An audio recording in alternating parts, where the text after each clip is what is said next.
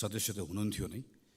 हाम्रो पार्टी नेपाली कांग्रेसका एकजना पुरानो नेता, लोकतान्त्रिक आन्दोलनका एक सक्रिय अभियन्ता र झापा जिल्लाको त्यहाँको जनताहरूको एउटा प्रिय नेताको रूपमा र निडर व्यक्तित्व आफ्नो मान आर्जन गर्नुभएको नेता हुनुहुन्थ्यो।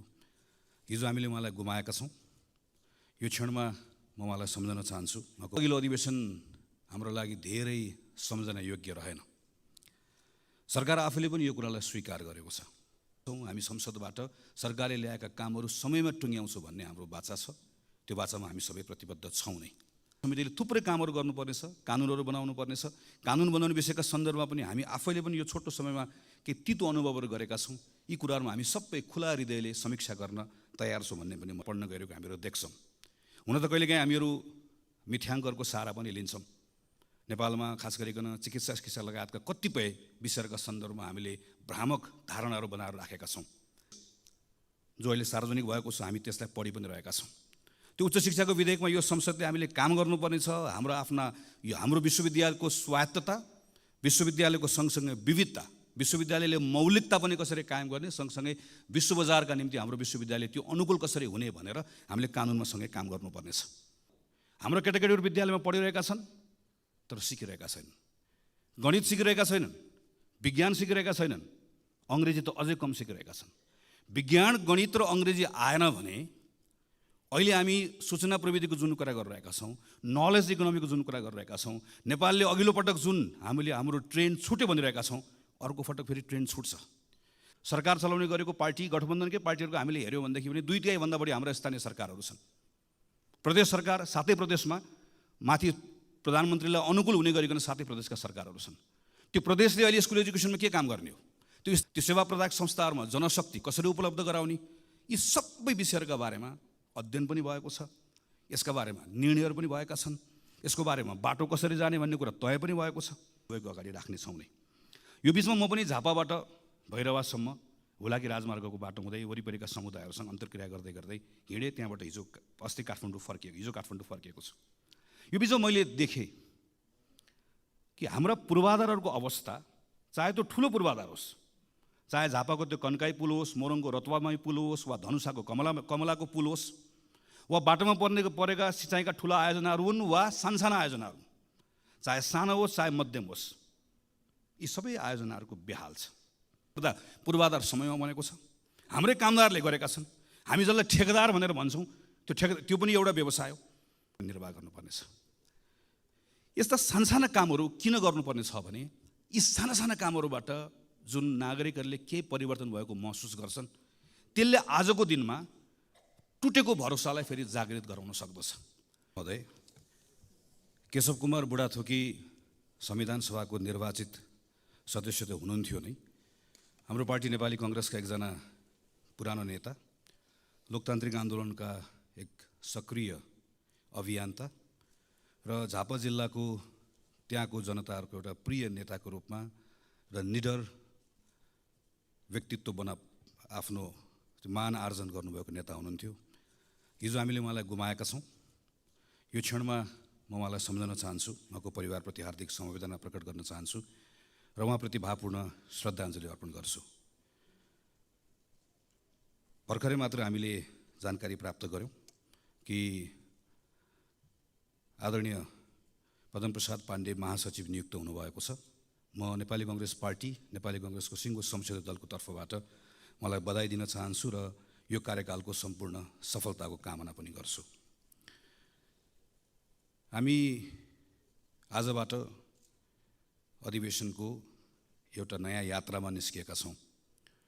योभन्दा अघिल्लो अधिवेशन हाम्रो लागि धेरै सम्झना योग्य रहेन।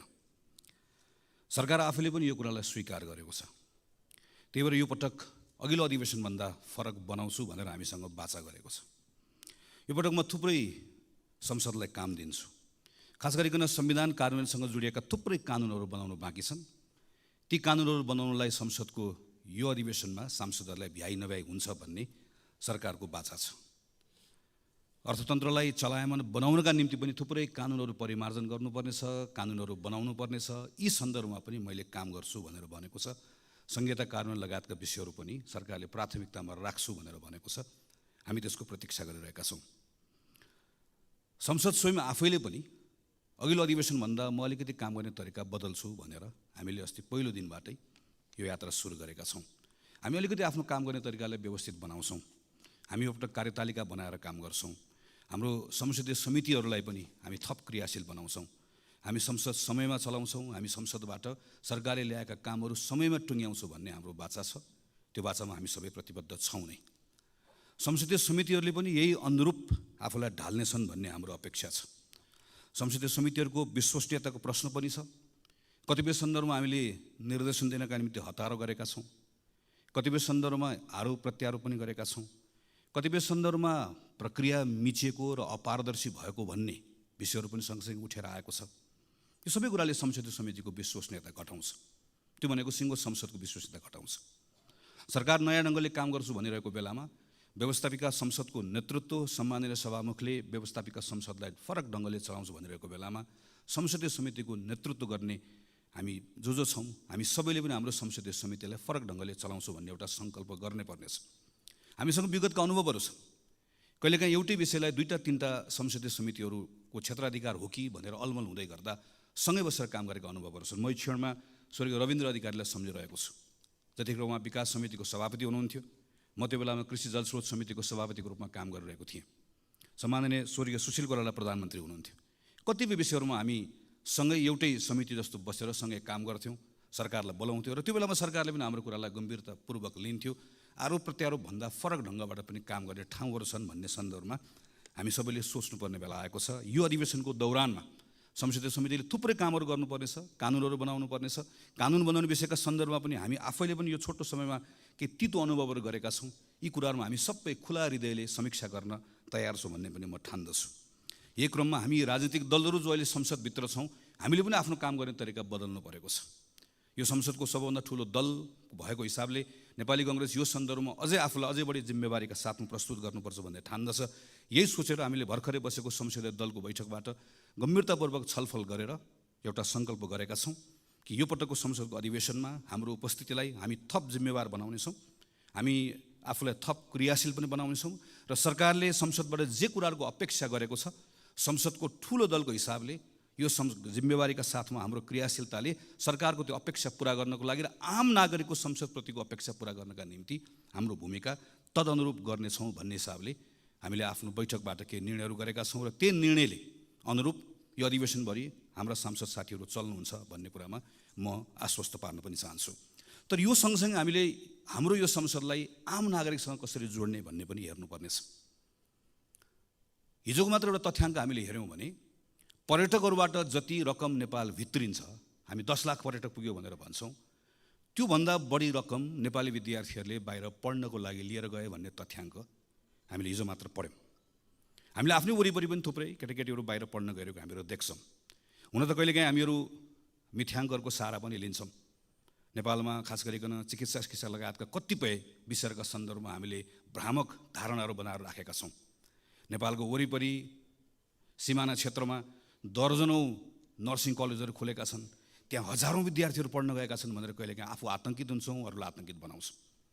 हाम्रो सरकारको तथ्याङ्कले भन्छ गएको 3 वर्षमा 300 विद्यार्थी पनि बाहिर पढ्न गएका छैनन् नर्सिङ पढ्नका लागि। अरू विषयहरू पढ्न गएका छन्, अस्ट्रेलिया गएका छन्, क्यानाडा गएका छन्, युरोप गएका छन्, थुप्रै गएका छन्। तर सबै पढ्न भनेर गएका छैनन्। हामीले देख्छौँ कुनै बेला विद्यार्थीहरू बढी बेलायत जान्थे, जतिखेर बेलायतको इमिग्रेसन अलिकति खुकुलो थियो। कुनै बेला अस्ट्रेलिया जान्थे, अहिले क्यानाडा जान्छ। यो सबै पढ्नको लागि होइन पनि हामीलाई थाहा छ। यसका अरू धेरै पक्षहरू छन्। तर कतिपय विद्यार्थीहरू पढ्नका लागि भनेर गएका छन्, हाम्रो विश्वविद्यालयको कारणले गर्दा गएका छन्। त्यो विश्वविद्यालय शिक्षा सुधार गर्यो भने कतिपय कुरालाई यहाँ रोक्न सकिन्छ। त्यो विश्वविद्यालय क्षेत्रलाई सुधार गर्नका निम्ति केही समयपछि सरकारले यही संसदमा उच्च शिक्षाको विधेयक ल्याउँदैछ, जो अहिले सार्वजनिक भएको छ। हामी त्यसलाई पढि पनि रहेका छौँ। त्यो उच्च शिक्षाको विधेयकमा यो संसदले हामीले काम गर्नुपर्ने छ। हाम्रो विश्वविद्यालयको स्वायत्तता, विश्वविद्यालयको सँगसँगै विविधता, विश्वविद्यालयले मौलिकता पनि कसरी कायम गर्ने, सँगसँगै विश्व बजारका निम्ति हाम्रो विश्वविद्यालय त्यो अनुकूल कसरी हुने भनेर हामीले कानुनमा सँगै काम गर्नुपर्नेछ। तर त्यो कानुन आउनको लागि समय लाग्छ। त्यो कानुन आएर पारित गर्नलाई पनि समय लाग्छ। यो बिचमा त्रिभुवन विश्वविद्यालयको ठाउँ रिक्त भएको छ। त्रिभुवन विश्वविद्यालय सँगसँगै अन्य विश्वविद्यालयहरूको पनि नेतृत्व रिक्त भएको छ।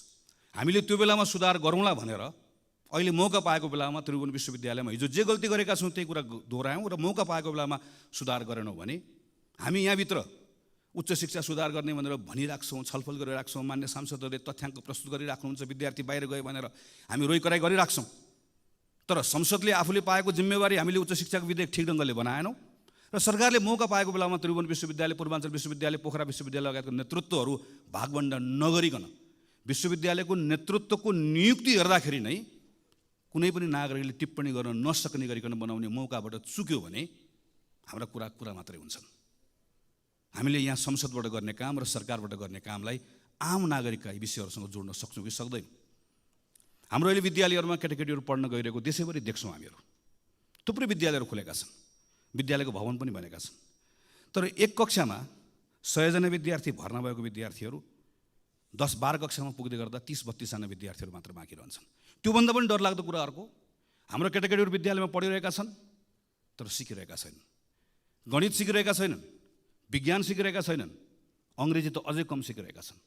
विज्ञान, गणित र अङ्ग्रेजी आएन भने अहिले हामी सूचना प्रविधिको जुन कुरा गरिरहेका छौँ, नलेज इकोनोमीको जुन कुरा गरिरहेका छौँ, नेपालले अघिल्लो पटक जुन हाम्रो ट्रेन छुट्यो भनिरहेका छौँ, अर्को पटक फेरि ट्रेन छुट्छ। 3 कक्षा 4 कक्षा पढ्ने बच्चालाई, 5 कक्षा 6 कक्षा पढ्ने बच्चालाई एकपटक हामीले हेऱ्यौँ भने ती केटाकेटी पढिरहेका छन् तर तिनले गणित, विज्ञान, अङ्ग्रेजी जानिरहेका छैनन् भने अबको 8-10 वर्षपछि, 5-7 वर्षपछि जब तिनीहरू 18-20 वर्षको हुन्छन् र हामीसँग ठुलो जनसङ्ख्या हाम्रो आफ्नो श्रमको बजारमा हामीसँग हुन्छ, तर अङ्ग्रेजी, गणित, विज्ञानको फाउन्डेसन नभएको केटाकेटीहरू भइसके पछाडि हामीले चाहेर पनि केही पनि गर्न सक्दैनौँ। हामी अर्को एउटा मौकाबाट फेरि चुक्छौँ। त्यसलाई जोगाउने हो भने हामीले अहिले काम गर्नुपर्ने 3, 4, 5, 6, 7, 8 विद्यालय शिक्षामा काम गर्नुपर्ने छ। संसदमा विधेयक आइरहेको छ। यो विधेयकलाई अहिले हामी आरोप प्रत्यारोप गर्ने वा लोक रिजाइका निम्ति हामीले आफूलाई प्रस्तुत गर्ने वा कसैको तुष्टिकरणका निम्ति वा आफ्नो राजनीतिक दलको कुनै एउटा आग्रहका निम्ति यसलाई हामी आफ्नो पोजिसनलाई प्रयोग गर्ने वा हामीले यो बेलामा यो जिम्मेवारी पुरा गर्नका लागि हामीले अहिले यो विधेयकमा काम गर्ने हाम्रो अगाडि मौका छ, हाम्रो अगाडि प्रश्न छ। यही बिचमा विधेयक बन्दै गर्दा समय लाग्छ। तर यो बिचको समयमा सरकारले सँगसँगै यो स्कुल एजुकेसनभित्र स्थानीय सरकारहरू छन्, सरकार चलाउने गरेको पार्टी गठबन्धनकै पार्टीहरूको हामीले हेऱ्यौँ भनेदेखि पनि 2/3 बढी हाम्रो स्थानीय सरकारहरू छन्। प्रदेश सरकार 7 प्रदेशमा माथि प्रधानमन्त्रीलाई अनुकूल हुने गरिकन 7 प्रदेशका सरकारहरू छन्। त्यो प्रदेशले अहिले स्कुल एजुकेसनमा के काम गर्ने हो, त्यो स्थानीय सरकारले एजुकेसनमा के काम गर्ने हो, यो 1 वर्षको समय खेर कसरी नफाल्ने हो, यहाँनिर हामीले सोच्नुपर्नेछ र हामीले सँगसँगै यहाँभित्रको पार्लियामेन्टमा आएको कानुनमा काम गर्नुपर्नेछ। यति जिम्मेवारी पुरा गऱ्यौँ भने जसरी अघि मैले उच्च शिक्षाको कुराकानी गरेँ, हाम्रो विद्यालय शिक्षाको क्षेत्रमा केही न केही सुधार हुन्छ, कहीँ न कहीँ हामीहरू पुगिन्छ। यही संसदको यही रोस्टममा उभिएर अहिलेकै सम्माननीय प्रधानमन्त्री हुनुभएको बेलामा स्वास्थ्य बिमा सम्बन्धी कानुन यहीँ उभिएर पढेको म सम्झन्छु। स्वास्थ्य बिमा सम्बन्धी कानुन हामीले यहाँ प्रस्ताव गरेर यो संसदले पारित गर्दै गर्दा हामीले त्यही बेलामा एउटा परिकल्पना गरेका थियौँ कि प्रत्येक नेपालीलाई स्वास्थ्य बिमामा अनिवार्य रूपमा आबद्ध गरिनेछ र प्रत्येक नेपालीले त्यो स्वास्थ्य बिमा बापत आफ्नो आयको आधारमा योगदान गर्नुपर्नेछ। अहिलेको जस्तो अप्पर क्याप लगाएर 1 लाख दिने, 2 लाख दिने, 3 लाख दिने होइन। एउटा नेगेटिभ लिस्ट हुन्छ, त्यो लिस्टमा भएको त्यो सायद दाँतसँग जोडिएको कुरा होला वा अरू प्लास्टिक सर्जरीसँग जोडिएका कुरा होलान्। यी केही सेवाहरू बाहेक बाँकी रहेका सबै सेवाहरू त्यो बिमित भएको मानिसले सबैको बिमित हुन्छ र प्रत्येक नेपाली, यसको अर्थ प्रत्येक नेपालीले ती सबै सुविधाहरू निःशुल्क रूपमा प्राप्त गर्छ र गुणस्तरीय रूपमा प्राप्त गर्छ। र यो दिनको निम्ति हाम्रा सेवा प्रदायक संस्थाहरूलाई कसरी बलियो बनाउने, त्यो सेवा प्रदायक संस्थाहरूमा जनशक्ति कसरी उपलब्ध गराउने, यी सबै विषयहरूका बारेमा अध्ययन पनि भएको छ, यसका बारेमा निर्णयहरू पनि भएका छन्, यसको बारेमा बाटो कसरी जाने भन्ने कुरा तय पनि भएको छ। आज हामीसँग फेरि एउटा मौका आएको छ। हामी अहिले यो काम गर्ने वा अहिले स्वास्थ्य बिमाको हामीले अहिले पछिल्लो समयमा हामीले हेऱ्यौँ भनेदेखि पनि यो प्रतिको विश्वास घट्दै गएको छ, झन् थप लथालिङ्ग बन्दै गएको छ। हामीले अहिले यहाँभित्र बसेर, संसदभित्र बसेर स्वास्थ्यको हामी नै आफूले बनाएको कानुनलाई कार्यान्वयन गराउने विषयको सन्दर्भमा हामीले जे भूमिका निर्वाह गर्नुपर्ने हो हामीले निर्वाह गर्नुपर्नेछ। सरकारको ठाउँबाट जे भूमिका निर्वाह गर्नुपर्ने हो सरकारले निर्वाह गर्नुपर्नेछ। यी साना कामहरू हुन्, मैले भनेका योभन्दा धेरै ठुल्ठुला कामहरू अहिलेका काम हुन् भन्ने लाग्न सक्दछ, तर यस्तो होइन। सम्माननीय सभामुख महोदय, अहिले हामी समुदायमा नेपाली कङ्ग्रेस भन्ने एउटा अभियान अन्तर्गत देशैभरि हिँडिरहेका छौँ। खास गरिकन यो पछिल्लो 6-8 महिना 1 वर्षभित्र नागरिकहरू के सोचिरहेका छन्, हामीलाई कसरी हेरिरहेका छन्, सिङ्गो प्रणाली, हाम्रो अहिलेको व्यवस्था, हाम्रो अहिलेको अवस्था, यी सबैको बारेमा नजिकबाट केही कुराहरू सुनौँ भनेर देशभरि साथीहरू हिँडिराख्नु भएको छ। हाम्रो नेताको निधन भएकोले हामीले कार्यक्रम स्थगित गऱ्यौँ र केही समय पछाडि यो कार्यक्रम फेरि अगाडि लिएर जान्छौँ र त्यस पछाडि आएको कुरालाई स्वाभाविक रूपमा हामी संसदमा र अरू मञ्चहरूबाट सबैको अगाडि राख्नेछौँ नै। यो बिचमा म पनि झापाबाट भैरवासम्म हुलाकी राजमार्गको बाटो हुँदै वरिपरिका समुदायहरूसँग अन्तर्क्रिया गर्दै गर्दै हिँडेँ। त्यहाँबाट अस्ति हिजो काठमाडौँ फर्किएको छु। यो बिचमा मैले देखेँ कि हाम्रा पूर्वाधारहरूको अवस्था, चाहे त्यो ठुलो पूर्वाधार होस्, चाहे झापाको त्यो कन्काई पुल होस्, मोरङको रतुवामाई पुल होस्, वा धनुषाको कमलाको पुल होस्, वा बाटोमा परेका सिँचाइका ठुला आयोजनाहरू हुन् वा सानसाना आयोजनाहरू, चाहे सानो होस् चाहे मध्यम होस्, यी सबै आयोजनाहरूको बेहाल छ। अहिले भर्खर पनि यहाँ बाटोको कुरा निस्क्यो, सडकको कुरा निस्क्यो। अहिले नारायणगढ बुटवलको सडकबाट हामीहरू धेरै हिँडेका छौँ। हामी अहिले यही यता पोखरासम्म जाने बाटोमा यहाँ सबैजना हिँडेका छौँ। हामी यो विषयमा छलफल गर्दै गर्दा के कुरा भन्छौँ भने कहिलेकाहीँ हामी ऐनमा समस्या छ त्यस कारणले गर्दा भयो भनेर भन्छौँ, कहिले वन मन्त्रालयले रुख काट्न दिएन त्यस कारणले गर्दा भयो भनेर भन्छौँ। अहिले पछिल्लो समयमा के भन्न थालेका छौँ भने सरकारले भुक्तानी दिएन त्यस कारणले गर्दा समस्या भयो भनेर भन्छौँ। सरकारले फेरि चाहिँ मैले भुक्तानी दिन खोजेको तर समयमा गर्नुपर्ने काम नसकेको कारणले गर्दा भएन भनेर भनेको हामीहरू सुन्छौँ। र यो सन्दर्भमा हाम्रो संसदभित्र हामी छलफल गर्दै गर्दाखेरि सजिलैसँग हामी एकअर्कालाई आरोप प्रत्यारोप लगाउँछौँ। तर अलिकति गहिरेर हामीले हेऱ्यौँ भनेदेखि भने हामी सबै सरकारमा बसेका छौँ। कतिपय जुन सडकको बारेमा आज हामी त्यहाँ बसेर चर्चा गरिरहेका हुन्छौँ, प्रश्न गरिरहेका हुन्छौँ, ती कतिपय सडक त आफैले सुरुवात गरेका सडकहरू छन्, आफैले शिलान्यास गरेका सडकहरू छन्। हामी प्रदेशको सरकारको सन्दर्भमा हेऱ्यौँ, स्थानीय सरकारको सन्दर्भमा हेऱ्यौँ, र कतिपय म त सरकारमा थिएन भन्ने कुनै दलले हेर्ने हो भने पनि आफै भित्र एकचोटि हेऱ्यो भनेदेखि भने कुनै बेलामा तिनै पूर्वाधारहरू बनाउने निकायको नेतृत्व गरेका साथीहरू त्यहीँ वरिपरि प्रशस्त भेटिन्छ। यसको अर्थ यो कुनै एउटा व्यक्तिको, कुनै एउटा दलको, कुनै एउटा सरकारको र कुनै एउटा समयको मात्र होइन, हामी सबैको सामूहिक असफलता हो। हामी हाम्रो पूर्वाधार समयमा बनाउन सकिरहेका छैनौँ। हामी यो सन्दर्भमा चाहे स्थानीय सरकार होस्, चाहे प्रदेश सरकार होस्, चाहे सङ्घको सरकार होस्, चाहे पुल होस्, चाहे सडक होस्, चाहे राम होस्, चाहे हरि होस्, जसले जिम्मा लिए पनि, जसले कुर्सीमा बसे पनि हामी कसैले पनि हाम्रो पूर्वाधार समयमा बनाउन सकिरहेका छैनौँ। समथिङ इज रङ। केही न केही कुरा ठिक भइरहेको छैन। त्यो ठिक गराउने कुराको सन्दर्भमा आज हामीसँग त्यो एउटा जिम्मेवारी छ, मौका पनि छ। हामीले कानुनलाई भनेका छौँ सार्वजनिक खरिद ऐनमा यो समस्या भयो भनेर भनेका छौँ, तर त्यही सार्वजनिक खरिद ऐनमा भएको व्यवस्थाको बारेमा जहाँ हामीहरू केवल कसले कति मूल्यमा बनाउने भन्ने आधारमा प्रतिस्पर्धा गर्छौँ, कसले कति मूल्यमा होइन, कसले कति समयमा बनाउने भन्ने आधारमा पनि प्रतिस्पर्धा गराउन सकिन्छ भन्ने व्यवस्था छ। यो व्यवस्था लागू गरौँ भनेर पटक पटक भनेको म स्मरण गर्छु, स्मरण गराउन पनि चाहन्छु। यस्ता कतिपय कानुनको व्यवस्थाहरू भएर पनि प्रयोग गरेका छन्। कानुनमा समस्या छ भने कानुन बदल्न सक्ने ताकत यो संसदसँग छ, किनकि हामी सबैले यो मार खेपिरहेका छौँ। अभ्यासमा समस्या छ भने अभ्यास बदल्ने पनि हामीसँग त्यो शक्ति बोकेर बसेका छौँ। यो कुनै रकेट साइन्सको कुरा होइन। हाम्रै साथीहरू नेपालभन्दा बाहिर गएर जिम्मेवारी लिएर जाँदै गर्दा पूर्वाधार समयमा बनेको छ। हाम्रै कामदारले गरेका छन्। हामी जसलाई ठेकेदार भनेर भन्छौँ त्यो पनि एउटा व्यवसाय हो, त्यो पनि एउटा जिम्मेवारी हो। तिनै मानिसहरू ठेकेदार भएर मिडल इस्टमा गएर अहिले संयुक्त राज्य अमेरिकामा गएर कतिपय ठाउँहरूमा गएर राम्रोसँग प्रतिस्पर्धा गरेर काम गरिरहेका छन्। तर हामीहरू यहाँ किन चुकिरहेका छौँ? किन हामीहरू यहाँ पूर्वाधार समय बनाउन सकिरहेका छौँ? किन कुनै पनि पूर्वाधार समय बनाउन सकिरहेका छौँ? किन कुनै पनि सरकारले, जोसुकै प्रधानमन्त्री होस्, जोसुकै मन्त्री होस्, किन बनिरहेको छैन? यो संसदले यो पटक यसका बारेमा राम्रोसँग छलफल गर्नुपर्नेछ। यसका बारेमा बसेर राम्रोसँग काम गर्नुपर्नेछ। संसदको के भूमिका हो संसदले गरौँ, संसदीय समितिले कतिपय कामहरू गर्नुपर्नेछ, सरकारले कतिपय जिम्मेवारी निर्वाह गर्नुपर्नेछ। यस्ता सानसाना कामहरू किन गर्नुपर्ने छ भने यी साना साना कामहरूबाट जुन नागरिकहरूले केही परिवर्तन भएको महसुस गर्छन् त्यसले आजको दिनमा टुटेको भरोसालाई फेरि जागृत गराउन सक्दछ। म अहिले 12-13 दिन घुमेर आइसकेपछि त्योभन्दा पहिला पनि हिँडिरहेको थिएँ। म डराएको छैन, तर कता कता कहीँ न कहीँ मनभित्र एउटा ठुलो चिन्ता केमा लागेको छ भने एउटा भरोसा गुम्दै गएको छ। राम्रोसँग बसेर कुराकानी गऱ्यो भने राजनीतिक अधिकार पाएको कुरामा, आर्थिक सामाजिक सांस्कृतिक अधिकार पाएको कुरामा नागरिकहरूले ठुलो गौरव गरेका छन्। उनीहरू गर्छन्। उनीहरू यो मानेमा हाम्रो नेतृत्वप्रति, उनीहरूको ठुलो नेतृत्वप्रति उनीहरूको ठुलो सम्मान पनि छ, राजनीतिक दलप्रति सम्मान पनि छ। हिजोको अवस्थासँग तुलना गर्दै गर्दा हिजो विद्यालय पढ्न नपाएको मान्छे 8 कक्षा पढ्न पाउँदै गर्दा स्वाभाविक रूपमा खुसी छ। तर के कुराले चिन्तित छ, के कुराले आक्रोशित छ भने 8 कक्षा एउटै कक्षामा पढ्न थालेको धेरै भयो। 8बाट 9 जान चाहन्छ, 9बाट 10 जान चाहन्छ, त्योभन्दा माथि बढ्न चाहन्छ। तर अड्केको कुराले गर्दा आक्रोशित छ, कहीँ न कहीँ भरोसा गुमाएको छ। राजनीतिक दलहरूप्रति मात्र होइन, अहिले पछिल्लो समयमा मैले घुम्दै गर्दा मैले देखेको कुरा, अड्डा, अदालत, प्रहरी, प्रशासन, दल, ब्याङ्क, वित्तीय संस्था, हामीसँग जे जति कुराहरू छन् जसलाई हामी संस्था पनि भन्छौँ, स्टेट भनेको केवल पार्लियामेन्ट अदालतहरू मात्र होइन, सबै कुराहरू सबैसँगको एउटा खालको विश्वास, जुन विश्वास घुम्दै घुम्दै गएको अवस्था छ, यो डरलाग्दो छ।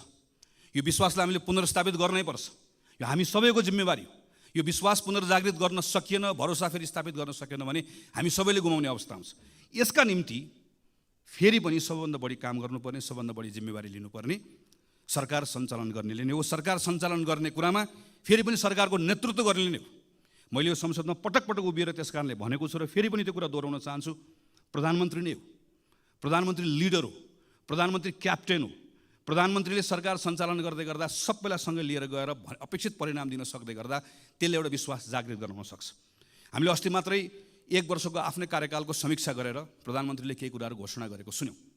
कतिपय कुराहरूको आत्मस्वीकारोक्ति छ, कतिपय कुराहरू भएका कमजोरीहरूलाई स्वीकार गर्नुभएको छ, कतिपय कुराहरूको सन्दर्भमा नयाँ गर्ने कुराहरूको बारेमा केही सङ्कल्प पनि गर्नुभएको छ।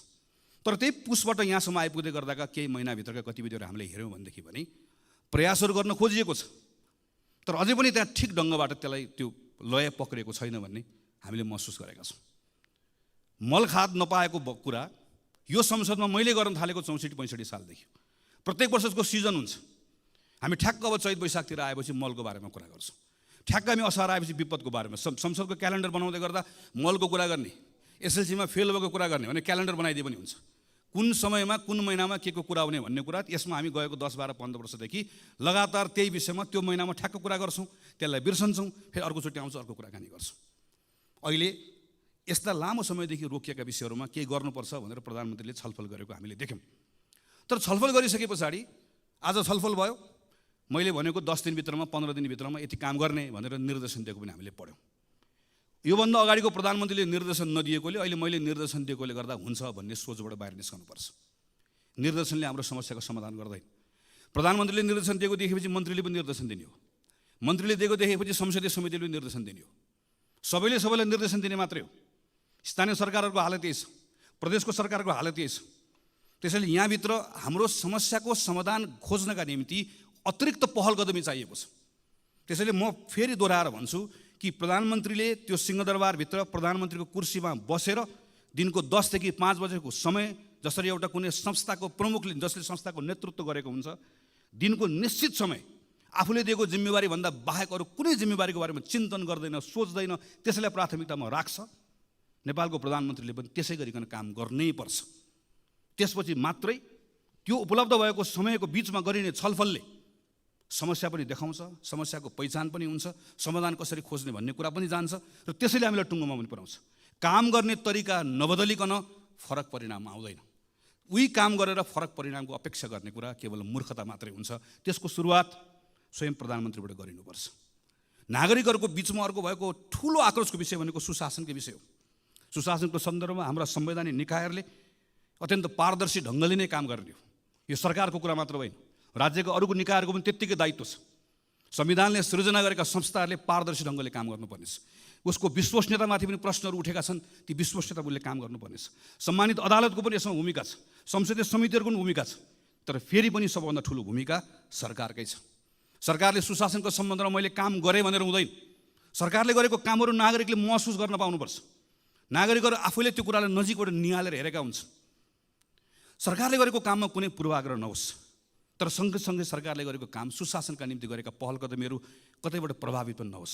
प्रहरी, प्रशासन, अड्डा लगायतका कुराहरू कुनै खालका लोक रिझाइका निम्ति, कुनै स्टन्टबाजी गर्नका निम्ति, कुनै पत्र पत्रिकाको हेडलाइनमा आउनका निम्ति उसले कुनै पनि निर्णयहरू नगरोस् भन्ने कुराको स्वाभाविक रूपमा अपेक्षाहरू रहन्छ। यसो गर्दै गर्दा संसदको पनि पूर्ण रूपमा सरकारलाई साथ रहनुपर्छ। हाम्रो पनि डबल स्ट्यान्डर्ड हुनु हुँदैन। हामीले पनि घटना हेरेर, प्रकरण हेरेर आफ्ना निर्णय, आफ्ना मतहरू बनाउनु हुँदैन। जोसुकै होस्, जतिसुकै शक्तिशाली होस्, राजनीतिक शक्ति होस् कि आर्थिक शक्ति होस्, नेपालको सार्वजनिक जग्गा कसैले हडप्छ भने सजाय पाउनु पर्दैन, दण्ड पाउनु पर्दैन। जतिसुकै शक्तिशाली होस्, जुनसुकै पदमा बसेको होस्, हातमा ताकत होस्, कलम होस्, नागरिकता बनाउनलाई कृत्य गर्छ भने फलानु दलसँग जोडिएको छ, त्यस कारणले गर्दा कृत्य गरे पनि उसको कृत्य माफी हुन्छ। चल्छ। जतिसुकै शक्तिशाली होस्, जुनसुकै ताकत भएको होस्, आम नागरिकहरूले निक्षेप सङ्कलन गरेर जम्मा गरेको सहकारीमा ठगीको धन्दा चलाउँछ, ठगीको धन्दाको मतियार हुन्छ भने कानुनी कारबाहीको दायरामा आउनु पर्दैन, कानुनले कारबाही गर्नु पर्दैन। त्यसैले सुशासनको आजको दिनको मन्त्र बनेको कानुनको शासन, विधिको शासन, चाहे जग्गा मिच्ने होस्, जग्गा हडप्ने होस्, चाहे नागरिकताको कृत्य गर्ने होस्, चाहे सहकारीमा ठग्ने होस्, यताको होस् उताको होस्, जुनसुकै दलको होस्, दलभन्दा बाहिरको होस्, जतिसुकै शक्तिशाली होस्, कसैले पनि उन्मुक्ति पाउनुहुन्न। एउटा सर्वसाधारण नागरिकले, एउटा नेपाली नागरिकले जे गर्दा दण्ड पाउँछ भने शक्तिशालीलाई पनि त्यो कानुन त्यसरी नै लागू हुनुपर्छ, जुनसुकै अवस्थामा पनि, जुनसुकै अर्थमा पनि। नेपाल सरकारले यो बाटो यसरी समात्दै गयो भने बल्ल एउटा विश्वासको वातावरण बनाउन सक्छ। अनि सँगसँगै राज्य भएको उपस्थितिको भरोसा दिलाउने कुरा, सुशासन सँगसँगै राज्यको उपस्थिति दिलाउने कुरा, केही विशिष्ट प्रकरणहरूका सन्दर्भमा मेरो राज्यले, मेरो सरकारले के गरिरहेको छ नागरिकले हेरिरहेको हुन्छ। हामी यो संसदमाबाट सुन्न चाहन्छौँ सम्माननीय प्रधानमन्त्रीकै मुखबाट जाजरकोट रुकुममा भूकम्प पीडितहरूको अहिले अवस्था के छ भन्ने कुरा पत्र पत्रिकामा आउन छोडे भनेर तिनका बारेमा हामीले सोच्न छोड्यौँ, हामीले छलफल गर्न छाड्यौँ। राज्यले त्यसका बारेको संवेदनशीलता गुमायो भने राज्य हुनुको अर्थ हुँदैन। हामी विपिन जोशीका बारेको कुरा यहाँ बसेर थाहा पाउन चाहन्छौँ। हामी यो बेलामा रुसमा अलपत्र परेका नेपाली युवाहरू फर्काउनका निम्ति सरकारले गरेको प्रयास अपुग भयो, अपर्याप्त भयो। त्यसका निम्ति थप काम गर्नुपर्छ। ती जसरी लगेका हुन् त्यो लानेहरू एउटा एउटा ठगलाई छाड्नु पनि हुन्न, एउटा एउटाले दण्ड पनि पाउनुपर्छ, तर तिनका निम्ति सम्पूर्ण प्रयास लाउनुपर्छ। एउटा एउटा आमाको आँखामा बगेको आँसु पुस्नका निम्ति राज्यले सम्पूर्ण ताकत लगाउनुपर्छ, अनि बल्ल राज्य भएको अनुभूति हुन्छ। सडक दुर्घटनामा मरेका मानिसहरूका बारेमा मर्छ, रिपोर्ट बन्छ। सहकारीबाट ठगिएका मानिसहरूका बारेमा रिपोर्ट बन्छ। ती सबै रिपोर्टहरू दराजमा गएर थन्किएर बसेका छन्। हामी हेर्न चाहन्छौँ यो अधिवेशनको दौरानमा सरकारले गरेको काम, अनि सरकारका मन्त्रीहरूले यहाँ उभिएर मैले यो रिपोर्ट पढेर यसको आधारमा यो 5वटा काम गरेँ भनेर त्यहाँ उभिएर हामी प्रश्न गर्न चाहन्छौँ, त्यहाँ उभिएर हामी सुझाव दिन चाहन्छौँ, त्यहाँ उभिएर परिणाम आएको हेर्न चाहन्छौँ। हामी सरकारलाई मद्दत गर्न चाहन्छौँ, किनकि आजको दिनको सरकारको कुरा मात्र होइन, सरकारमा बसेको कारणले गर्दा मात्र होइन। हामी यो बेलामा यतिखेर सानसाना कुराहरूको परिणामबाट नागरिकहरू खुसी भएको हेर्न चाहन्छौँ। झापादेखि यहाँसम्म आइपुग्दै गर्दा कतै जङ्गली हात्तीको कुरा छ, जसरी पहाडमा बस्ने साथीहरूले सधैँभरि बाँदरको कुरा गर्नुहुन्छ। माडीको किसानहरूले रातिको समयमा निकुञ्जभित्र गाडी कुद्ने व्यवस्था गरोस्। ठुरीको मानिसहरूले सामान्य मेरो त्यहाँभित्रको मेरो भन्सारको त्यहाँको स्तरोन्नति गरिदियो। काहीँ दुधको किसानको कुरा छ, काहीँ केराको किसानको कुरा छ। मैले खालि यति मात्र भन्न खोजेको, यति साना साना कुराहरू छन् र यति डुएबल छन्, गर्न सकिने कुराहरू छन्। बसेर प्रधानमन्त्रीले, मन्त्रीले एक ठाउँ बसेर यो कुरा गरौँ भनेर भन्दै गर्दा गर्न नसकिने कुराहरू छैनन्, असम्भव कुराहरू छैनन्, सम्भव कुराहरू छन्। स्रोत साधनले भ्याउने कुरा छ, नियम कानुनले दिएको कुरा छ, केवल इच्छा शक्ति चाहिएको छ। यी सानसाना कुराहरूबाट अहिले मैले शिक्षाको कुरा गरेँ, स्वास्थ्यको कुरा गरेँ। अब यही 5-6 महिना 6-7 महिनामा अहिले निराश भएको नागरिकले मेरो विद्यालयमा अलिकति सुधार देख्यो, विश्वविद्यालयको नियुक्ति सही ढङ्गले भएको देख्यो, ठगहरूलाई थुनिएको देख्यो, यता पूर्वाधारको कुरामा थोरै सुधार भएको देख्यो, सानसाना कुराहरू मात्र देख्यो भने त्यही नागरिकले फेरि राम्रो हुँदै गयो, राम्रो हुँदै जान थालेको छ, हिजोभन्दा आज राम्रो भयो भनेर भरोसा त्यहीँबाट जाग्न थाल्छ, त्यहीँबाट एउटा स्थिति बन्न थाल्छ। यसमा हामीले ध्यान दिनुपर्नेछ। र यसपछिको सबभन्दा महत्त्वपूर्ण विषय भनेको हाम्रो अर्थतन्त्रको विषय हो। राष्ट्र ब्याङ्कले हिजो मात्रै चालु आर्थिक वर्षको 6 महिनाको अहिलेको आर्थिक अवस्थाको प्रतिवेदन सार्वजनिक गरेको छ। हाम्रो रेमिटेन्स, हाम्रो पर्यटकहरूको आगमन, हामीले अहिले प्राप्त गरेको ऋण, हाम्रो ग्रान्ट, फरेन डिरेक्ट इन्भेस्टमेन्ट, सबभन्दा ठुलो कुरा हाम्रो फरेन करेन्सीको रिजर्भ, सबैमा अत्यन्त सन्तोषजनक स्थिति देखिएको तथ्याङ्कले देखाउँछ। 6 महिनामा करिब 7 खरब 32 अरब रुपियाँ, 33 अरब रुपियाँ रेमिटेन्सबाट आएको छ। म त्यो खाडीमा, मलेसियामा, भारतमा, अरू देशहरूमा गएर काम गरेर दुःख गरेर नेपाल पठाएर आजको यो अप्ठ्यारोमा नेपाल चलाइराख्नुभएका, नेपाल चलाउनका निम्ति खास नेपाल चलाउने ती तमाम गएका साथीहरूलाई हामीले कहिले पलायन भयो भनिदिएका छौँ, कहिले भाष्यो भनिदिएका छौँ। म यो संसदको रोस्टरमा उभिएर तीप्रति सम्मान प्रकट गर्न चाहन्छु। तिनले पठाएको, तिनको मेहनतको कारणले गर्दा आज हाम्रो त्यो इकोनोमी चलेको छ। तर सरकार यो आँकडा हेरेर मात्रै मख परेर बस्यो भने चाहिँ हामीहरू डुब्छौँ। किनकि यही बेलामा आँकडाको अर्को पक्ष पनि छ। ब्याङ्कसँग अहिले कहिले नभएको पैसा छ, त्यति पैसा थुप्रिएको छ, तर कर्जा लगानी नै हुँदैन। जम्मा 4% वृद्धि छ। तपाईँ हामी सबै घुमिरहेका छौँ। सानो व्यवसाय गर्ने पनि टाटपल्टेको छ, ठुलो व्यवसाय गर्ने पनि सबैको हालत बेहाल छ। कोही मान्छे पनि ठिक भयो भनिरहेको छ। जुनसुकै सेक्टरमा जाउँ, रियल इस्टेटको सेक्टरमा जाउँ, म्यानुफ्याक्चरिङको सेक्टरमा जाउँ, एग्रो बिजनेस गर्ने सेक्टरमा जाउँ, स्मल इन्टरप्राइजेस गर्ने सेक्टरमा जाउँ, कहीँ कसैले पनि ठिक भयो भनेर भनिरहेको छैन, किनकि आन्तरिक अर्थतन्त्रमा ठुलो शिथिलता आएको छ। र यही बेलामा हामीले हेऱ्यौँ भने, अहिले पनि सुन्ने समय मैले सुनिरहेको थिएँ, यति निरस हाम्रो अहिलेको अवस्था। हामीले यदि खास गरिकन पुँजीगत खर्च हामीले हेऱ्यौँ भने आज 6 महिना 24 दिन भयो यो आर्थिक वर्षको, पुँजीगत खर्च कति भएको छ भन्दा 19.21%, जबकि आजको मितिमा 50% कम्तीमा खर्च भइसक्नुपर्ने हाम्रो अवस्था हो। केन्द्रीय सरकारको जस्तो छ, स्थानीय सरकार र प्रदेश सरकारको पनि त्यस्तै छ। गएको 5-6 वर्षमा हामीले हेऱ्यौँ भने 60% कसैको पनि नआएको छैन। यो पुँजीगत खर्च हेर्दै गर्दा तथ्याङ्क कुरा मात्र होइन, पुँजीगत खर्च कम भएको कारणले गर्दा आजको दिनमा हाम्रो यी सबै बाह्य सूचकहरू ठिक हुँदै गर्दा पनि हाम्रो आन्तरिक अर्थतन्त्र यति शिथिल हुनुको मुख्य कारण भनेकै हामीले गर्ने पुँजीगत खर्च गर्न नसकेको कारणले गर्दा। यसको यति धेरै ठुलो यसले एउटा साइकल बनाएको, यति इन्टरट्विन छ यो विषय, एउटा अर्कोसँग जोडिएको छ। यो कारणले गर्दाखेरि यस्तो खालको एउटा भयानक स्थिति सृजना भएको छ। तर यो पुँजीगत खर्च बढाउनुको निम्ति हामी जान्न चाहन्छौँ र हामी यदि हाम्रो भूमिका के हुन्छ भने हामी मद्दत गर्न चाहन्छौँ। तपाईँ हिजो गरेको भन्दा के फरक गर्दै हुनुहुन्छ? हाम्रो प्रधानमन्त्री कार्यालय, हाम्रो अर्थ मन्त्रालय, हाम्रो अरू मन्त्रालयहरू, समग्रमा सरकार हिजो गरेको भन्दा के फरक गर्दैछ, के नयाँ ढङ्गले गर्दैछ, जसको आधारमा हामी विश्वास गर्न सक्छौँ कि अब पुँजीगत खर्च हिजोको भन्दा फरक हुन्छ। हामी त नयाँ बजेटको बारेमा छलफल गर्न थाल्यौँ, गर्ने पनि पर्नेछ, हामीले भनेको टाइममा गरौँ भनेर। तर नयाँ बजेटको छलफलको कुराको अर्थ के? पुरानो बजेटको बारेमा हामी सक्यो। अस्तिसम्म हामी पुरानो बजेटमा छलफल गर्दैथ्यौँ। बजेट कार्यान्वयनको अहिले चरणमा यति निराश लाग्दो अवस्था भएको बेलामा हामीले यो बेलामा पुँजीगत खर्च बढाउने विषयको सन्दर्भमा हामी यो गर्छौँ, यसरी गर्छौँ भन्ने कुरा गरेनौँ भने यसले हाम्रो अवस्था बदलाव ल्याउँदैन। हामी चाहन्छौँ सरकारले यसका बारेमा प्रयासहरू गरोस्, गरि पनि रहेको छ। कतिपय गरेको कुराहरूको बारेमा हामी जानकारी पनि चाहन्छौँ, हामी सूचित पनि हुन चाहन्छौँ, हामी त्यहाँ सुझाव दिन चाहन्छौँ, हामी सँगसँगै यी विषयहरूमा काम गर्न चाहन्छौँ। यति गर्न सकियो भने त्यसले थोरै सरकारलाई स्पेस दिन्छ। त्यो स्पेस पाएपछि अब के कानुनहरूमा काम गर्नुपर्नेछ। कम्तीमा पनि 5वटा कानुन खारेज गर्नुपर्नेछ। 28वटा कानुन, विदेशी लगानी, सार्वजनिक निजी साझेदारी लगायत हामीले टिपेर हेर्दै गर्दाखेरि करिब 28वटा नयाँ कानुनहरू यहाँभित्र बनाउनु पर्ने र परिमार्जन गर्नुपर्नेछ। अर्थात् करिब 40को हाराहारीमा यो संसदले अबको 5-6 महिनाभित्र कानुनमा काम गर्नुपर्नेछ। हामी ती कानुनमा काम गर्न तयार छौँ। पहिला सानो क्विक विन्सहरू हामीलाई चाहियो, त्यसले थोरै विश्वासको वातावरण बनाउँछ। त्यति विश्वासको वातावरण बनाइसकेपछि हामीले कानुनमा सुधार गर्नुपर्नेछ, त्यसले अझै वातावरण दिन्छ। त्यति वातावरण दिएपछि अनि हामीले अर्थतन्त्रको संरचनागत सुधार गर्नै पर्नेछ। किनकि हामी निर्वाचनमा जाने, निर्वाचन जित्ने, बहुमतको सरकार बन्ने, संविधान बनिसक्यो, कुनै अहिले युद्ध द्वन्द्व केही छैन, हामी सामान्य अवस्थामा छौँ। यो अवस्थामा पनि हामीले अर्थतन्त्रको संरचनागत सुधार गरेनौँ। हेर्नुहोस् त हाम्रो व्यापार घाटा, हामी अहिले हेऱ्यौँ भने हामी बङ्गलादेश जस्तो हुने भन्छौँ म्यानुफ्याक्चरिङ सेक्टरमा।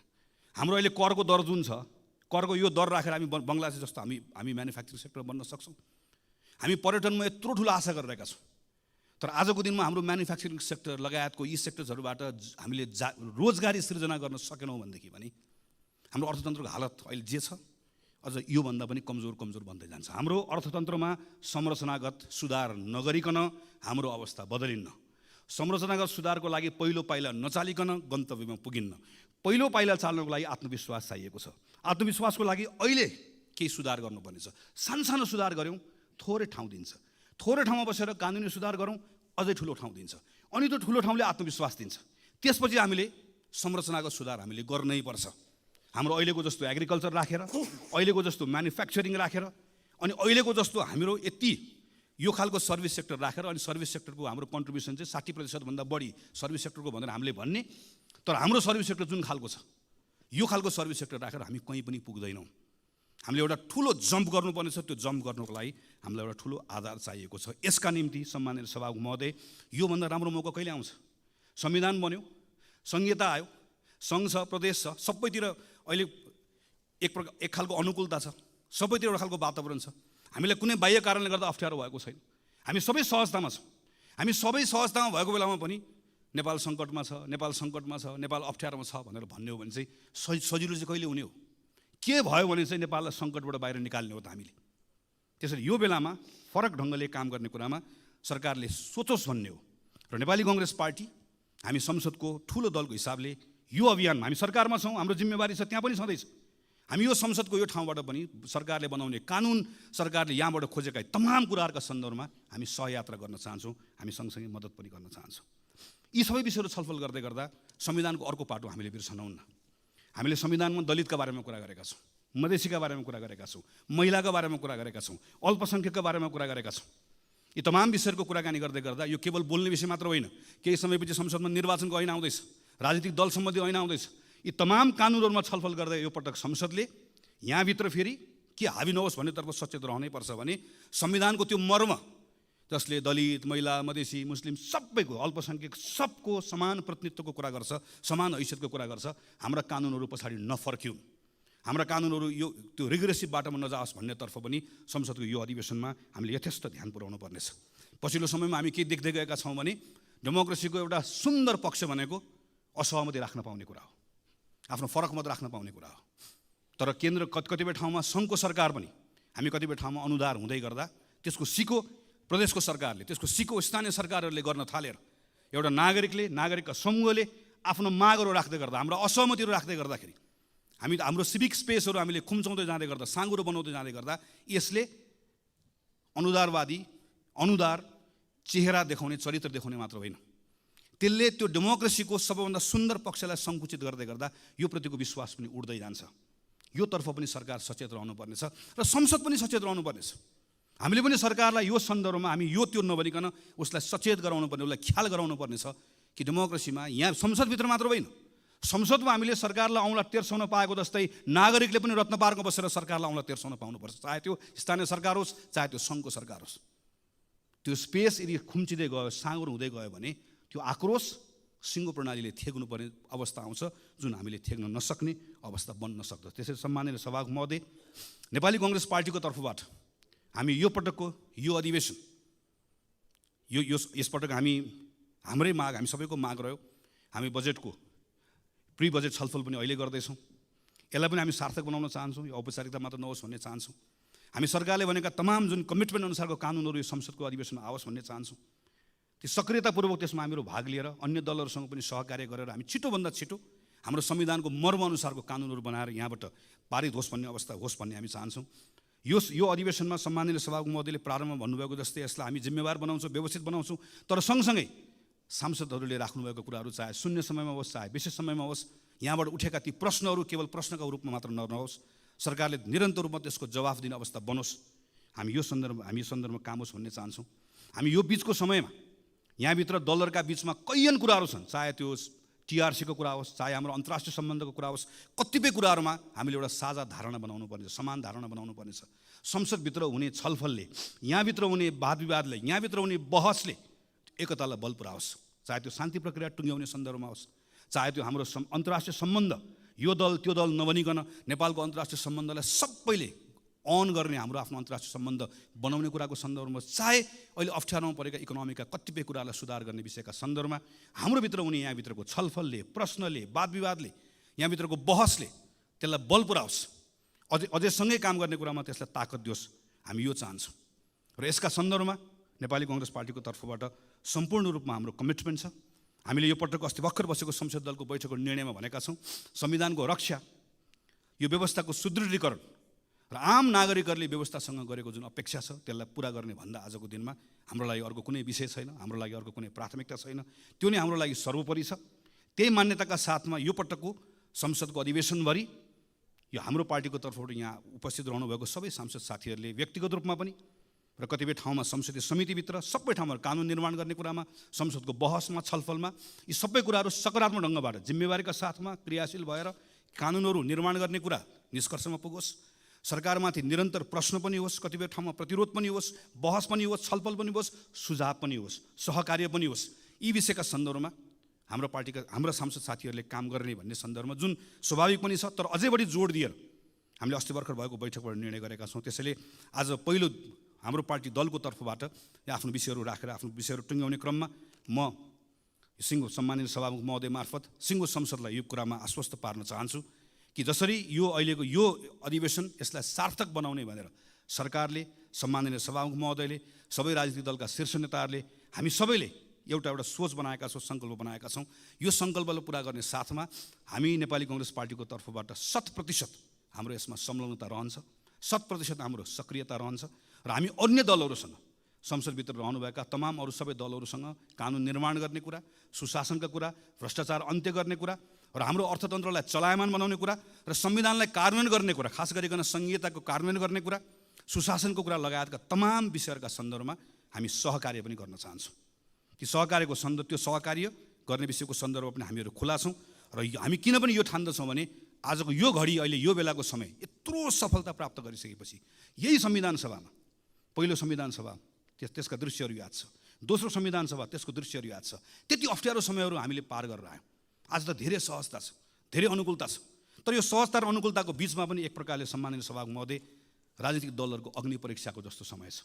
तर यो दलको मात्र अग्नि परीक्षा होइन, सिङ्गो लोकतान्त्रिक प्रणालीको अग्नि परीक्षा जस्तो छ। लोकतान्त्रिक प्रणालीको मात्र होइन, हाम्रो समय नै एक प्रकारले अग्नि परीक्षामा गएको जस्तो भएको छ। किन? हामी अहिले चुक्यौँ भने त्यसबाट जे क्षति हुन्छ त्यो क्षतिको पूर्ति सानो समयले गर्न सकिन्न, सानो स्रोतले गर्न सकिन्न। हामीसँग चुक्ने सुविधा छैन। हामीले यो पटक हामी सबैले आफ्नो ठाउँबाट आफ्नो भूमिका निर्वाह गऱ्यौँ भने हामी त्यो चुकाइमा पर्दैनौँ। त्यसका निम्ति संसदको अधिवेशन सार्थक होस्, हामी हाम्रो ठाउँबाट आफ्नो जिम्मेवारी निर्वाह गर्छौँ। हामी सबै आफ्नो जिम्मेवारी निर्वाह गर्ने कुरामा त्यही बाटोमा अगाडि बढौँ भन्ने हाम्रो शुभेच्छा राख्दै, शुभकामना राख्दै मेरो आफ्नो कुरा टुङ्ग्याउँछु। धन्यवाद, नमस्कार, जय नेपाल।